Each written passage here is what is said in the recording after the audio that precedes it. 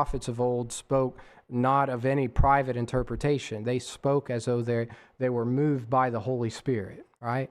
So Isaiah himself was not on that throne, and Isaiah did not see me on that throne, didn't see you either.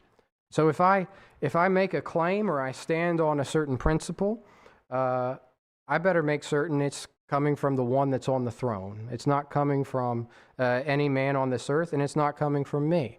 A lot of people speak as though they're the ones on the throne when they're not.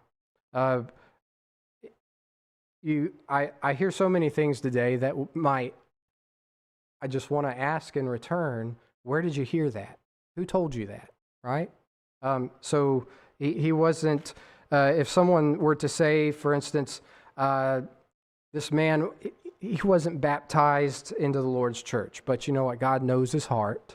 And, you know, I believe he was a good man. I believe God, God only judges. I believe I'm going to see him in heaven. So who told you that? It wasn't the guy on the throne. We're told in various passages what it takes to enter into that kingdom, to be part of that remnant. You could say, I prefer contemporary service, where there's a band up there, so I feel so uplifted with the music and the piano, the guitars, the drums add so much to worship. And I just believe God, we worship God the way, seems right to us. A lot of people make that claim, right? Who told you that? It wasn't the one on the throne. So many claims we make, and they don't come from the Bible. They don't come from the one on the throne.